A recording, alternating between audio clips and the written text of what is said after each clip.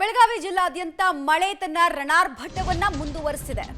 ಮಳೆ ನೀರಿನ ರಭಸಕ್ಕೆ ಕಾರುಗಳು ಇಲ್ಲಿ ಕೊಚ್ಚಿ ಹೋಗಿದೆ ತರಗಲೆಗಳಂತೆ.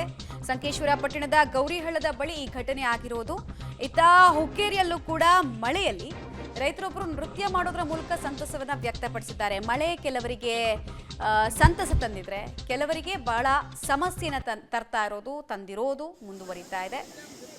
ಇನ್ನು ರಸ್ತೆಯಲ್ಲಿ ಯಾವ ಪ್ರಮಾಣದಲ್ಲಿ ನೀರು ಹರಿತಾ ಇದೆ ಅನ್ನೋದನ್ನ ನೋಡ್ತಾ ಇದ್ದೀರಾ. ಮಿನಿ ನದಿ ಆಗಿದೆ. ಇದರ ಪರಿಣಾಮ ಹಲವು ಕಾರುಗಳು ಮುಳುಗಿದೆ, ಕೆಲವು ಕೊಚ್ಕೊಂಡು ಹೋಗಿದೆ.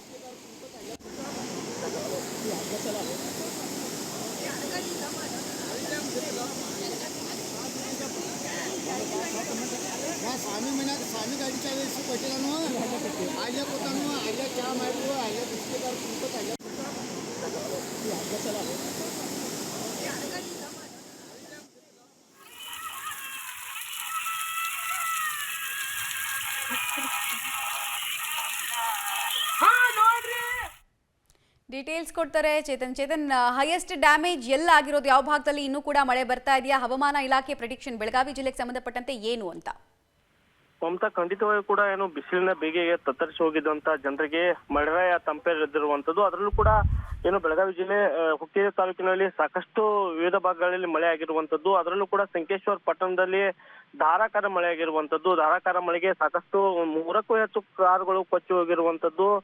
ಏನು ಹಳ್ಳದ ಪಕ್ಕದಲ್ಲಿ ಇರತಕ್ಕಂತ ಏನು ಜಾಗ ಇತ್ತು, ಆ ಜಾಗೆಯಲ್ಲಿ ಸಾಕಷ್ಟು ಜನರು ಕಾರನ್ನ ಪಾರ್ಕ್ ಮಾಡಿರ್ತಾರೆ. ಆದ್ರೆ ಏನು ಧಾರಾಕಾರ ಸುರಿದ ಮಳೆಗೆ ಏನು ನೀರು ಹರಿದು ಬಂದ ಪರಿಣಾಮ 3ಕ್ಕೂ ಹೆಚ್ಚು ಕಾರುಗಳು ಈಗ ಕೊಚ್ಚಿ ಹೋಗಿರುವಂತದ್ದು. ಅದರಲ್ಲೂ ಕೂಡ ಜನ ಇಷ್ಟೊಂದು ಪ್ರಮಾಣದ ನೀರು ಬರುತ್ತೆ ಅನ್ನೋದು ಒಂದು ನಂಬಿಕೆ ಕೂಡ ಇರಲಿಲ್ಲ. ಆದ್ರೆ ಹೆಚ್ಚಿನ ನೀರು ಬಂದು ಹರಿದ ಪರಿಣಾಮ ಕಾರುಗಳು ಕೊಚ್ಚಿ ಹೋಗಿರುವಂತದ್ದು.